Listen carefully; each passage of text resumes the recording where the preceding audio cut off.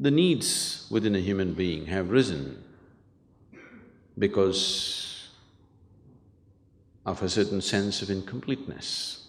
People are forming relationships to experience a certain sense of completeness within themselves. When you have a good relationship with someone dear to you, you feel complete. When you don't have that, you feel incomplete. Why is this so? Because this life, this piece of life, is a complete entity by itself. Why is it feeling incomplete? And why is it trying to fulfill itself by making a partnership with another piece of life? Fundamental reason is that we have not explored this life in its full depth and dimension.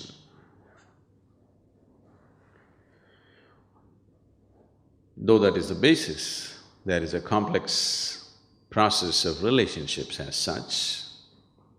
There are expectations. And expectations, and expectations, and expectations. The expectations that most people are creating are such that there is no human being on the planet who could ever fulfill those expectations. In the process of holding a relationship, the first moment of meeting, the expectations may be common, but as every step that we take in life, the expectations may become different. Because these expectations keep changing in people, they're not consistent and they cannot be.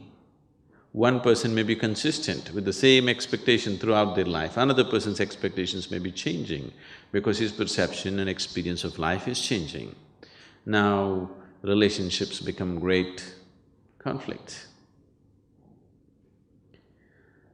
More conflict is happening within the four walls of the homes than is happening anywhere on the planet. Only thing is, bombs are not exploding, so you don't hear it. They may be giving each other silent treatment. It is happening because people's expectations are changing and they're not changing at the same pace. Fundamentally, why have we sought a relationship? Because you find yourself that without a relationship, if you do not have any kind of relationship in your life, then you become depressed.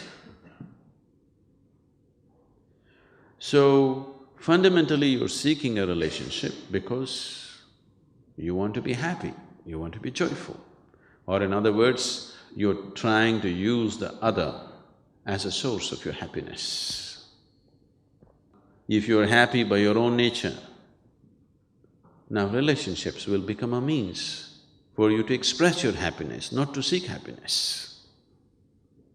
If you're forming relationships to seek happiness and trying to squeeze happiness out of somebody, and that person is trying to squeeze happiness out of you, now this is going to be a painful relationship after some time.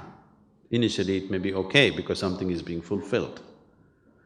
But if you have become a joy by yourself and you're forming relationships because you want to express your happiness, nobody's going to complain about you because you're in the process of expressing your joy, not seeking joy from the other person.